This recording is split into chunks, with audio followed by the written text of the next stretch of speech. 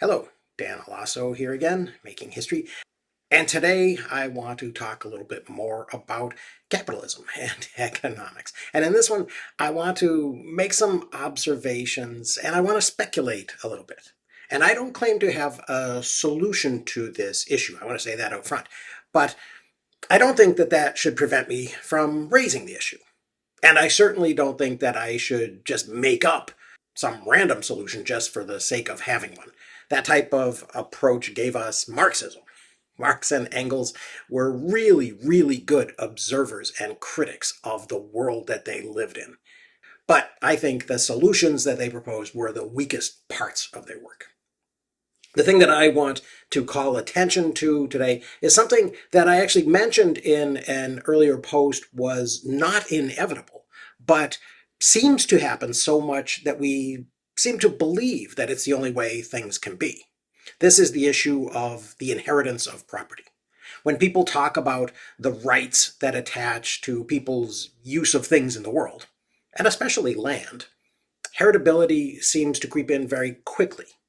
In American history, for example, we see this very early on in documents like the 1629 Charter of the Patroons of the New Netherlands, which says, "They shall forever own and possess and hold from the company as a perpetual fief of inheritance all the land lying within the aforesaid limits, together with the fruits, plants, minerals, rivers, and springs thereof, rights of fishing, fowling, and grinding, to the exclusion of all others. No fishing or fowling shall be carried on by anyone but the patroons and such as they shall permit."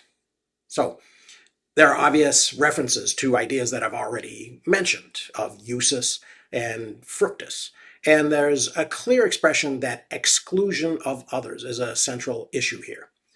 And this might stand in for the idea of abusus, since it probably didn't make a lot of sense in 1629 to imagine destroying the land and its natural resources. But this grant of permanent and heritable rights to the land, and made by the Dutch West India Company? By what legal principle exactly? This became the basis for large landed estates on the Hudson River, like Rensselaerwyck, which included so much land that it covered nearly all of Albany and Rensselaer counties. This estate stayed in the family and made its inheritor, Stephen Rensselaer III, the 10th richest man in America in 1839. Over 200 years after the land grant. It was finally sold off in the 1840s by Stephen's two sons, who were facing the political pressure of an anti-rent movement among the tenant farmers. This is the 1840s in the land of the free, and in upstate New York, not in the plantation South. How is it exactly that a land grant by a Dutch corporation was able to stick when the colony of New Netherland was taken over by the English in 1864, and the Dutch West India Company was dissolved in 1874. There's certainly a story buried in here, and it isn't a story of legal definitions. Actually, if you're curious about how American law created these structures, and then systematically hid the fact that it had done so, and from the perspective of a Harvard Law School legal historian, check out Morton Horowitz's The Transformation of American Law, 1780 to 1860, or my review of it last April, which I'll link to. Nor does the idea of inheritance have to include all of this exclusivity. It may have been assumed by Anglo-European colonists as a way to enrich themselves. It may also have been used as a way to permanently displace the Native Americans who had occupied the land first, but who had a very different understanding of property that did not generally include the same types of exclusions. The earliest land sales between colonists and the Indians, for example, typically included provisions that allowed the natives to move across the land and to camp on it occasionally, that would be usus, and also to hunt and fish on it occasionally, that would be fructus. These provisions were frequently ignored, and especially as the colonist presence in areas like the Connecticut River Valley increased and the balance of power changed. And once the natives were completely outnumbered and much less of a threat, these provisions began to fall out of these types of contracts. And this development, I think, illustrates how much these ideas of property were connected with military power, rather than just with strictly legalistic deliberations. In the South, a similar story unfolded. When facing a Georgia order that was supported by the force of the US government, that they had to vacate their ancestral lands and go to a perpetual reservation in the West, which of course was eventually taken away from them as well and made into Oklahoma, the Cherokee of Georgia expressed a different understanding of heritability.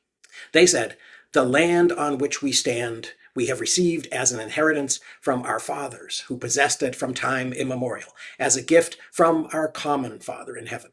We have already said that when the white man came to the shores of America, our ancestors were found in peaceable possession of this very land. They bequeathed it to us as their children, and we have sacredly kept it as containing the remains of our beloved men. This right of inheritance we have never ceded, nor ever forfeited. Permit us to ask, what better right can a people have to a country than the right of inheritance and immemorial peaceable possession?" This is from the 1829 Memorial of the Cherokee Nation. Now, the final question that the Cherokee asked was, of course, rhetorical. Might obviously made that right. When the Supreme Court ruled that removing the 5 civilized tribes was illegal, the president said something to the effect that the Chief Justice, John Marshall, has made his decision, now let him enforce it. As I said, I think most of the suggestions that socialists made after they observed that property is theft are wrong-headed. But let's at least acknowledge that sometimes it is. And then maybe let's figure out what we ought to do with that knowledge. Of course, not all property is acquired by theft. A lot of it flows from productive activity, work, or from innovation and invention, intellectual property. But there's contingency and there's luck involved there too. And the children of the rich seem to have opportunities to start on third base that others lack. Scholars have found that, quote, in the United States and Europe, intergenerational mobility, measured crudely by correlation between the earnings of fathers and sons, is strikingly low. According to Julia B. Isaacs of the Brookings Institution, roughly half of the parental earnings advantage is inherited by sons. If trends hold, it would take an average of 6 generations for family economic advantage to disappear in the United States and the United Kingdom. In Canada, Norway, Finland, and Denmark, social mobility is somewhat higher, such that it would take 3, not 6 generations to essentially cancel out the effects of being born into a wealthy family. This is from Michael Lynn's 2020 book, The New Class War. Another book that I read about a decade ago has really stuck with me. Gregory Clark's The Sun Also Rises from 2014 tracked surnames, that is family names, in a variety of contemporary and historical societies. Clark concluded that, quote, individuals' life chances were predictable not just from the status of their parents, but from that of their great-great-great-grandparents. Status inheritance is indistinguishable from the inheritance of genetically controlled attributes. In the English culture that led directly to our own, Clark said that, quote, surname data we examined show absolutely no sign that any of the intellectual, social, and economic advances between 1300 and 2000 in England produced much increase in social mobility. In particular, he said, wealth disparities between surname groups persist, and he said, simply by knowing that people with a given surname born circa 1813 on average died wealthy, he was able to find that, quote, people born circa 1990 with the same surname are 6 times more likely than the average person to attend Oxford, one of the most prestigious universities in England and a springboard to further success, social standing, and wealth. As I said at the beginning of this, I think it's possible to observe these types of issues without jumping to a canned solution. And I think it's important to admit that some issues don't have adequate solutions. In the same way that I think that reparations are impossible, and maybe even just a cynical joke, and that most applications of DEI turn out to be absurd and fail to achieve their stated goals.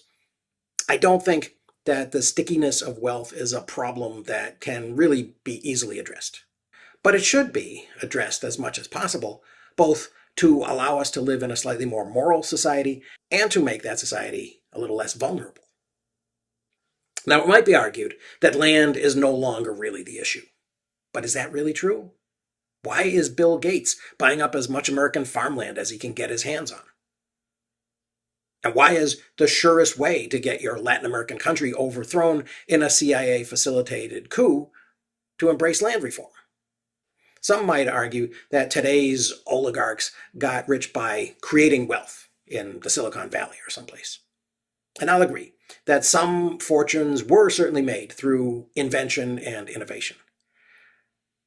And that there should be incentives for that type of activity, the type of thing that improves the world and makes things that people like. But Steve Jobs didn't assemble the iPhones. And social media doesn't always, or even usually, create value. It aggregates value, the things that people say or the images they post. It provides places like Facebook, where I can go and see what my mom is up to. But it's my mom's photos and thoughts that are valuable. Facebook is just cashing in on being the winning bulletin board for that valuable content, which is largely a function of network effects that reward getting there relatively first. Again, I'm not suggesting a political or a legal solution to this problem. There are probably a lot of little things that we could do if we perceive these concentrations as problematic. Of course, there are also some benefits that we should also acknowledge to these property regimes and the ways that people have used them. But at the very least, we might maybe want to say out loud that these relationships that we've set up in our laws between people and property were not inevitable or God-given. They were man-made and made for specific purposes. We might also want to admit that there's nothing particularly noble about being born into generational wealth. We seem to be moving toward a culture in America where a few people count and most people don't, based largely on factors that have never been under their actual control. Martin Luther King Jr.'s phrase about people being judged and valued by the content of their character might be the beginning of a solution not only to questions of race, but also of class. I'll return to this idea, I suppose, as I continue to develop this series on economics and on capitalism. And if you're interested in the legal perspective on it, I would highly recommend that Morton Horowitz book, The Transformation of American Law, which was probably the most influential book I read as a grad student in history. And you can also look at my review of that from last April if you're interested. But that's all for now. So thanks very much for watching, and I will see you again very soon.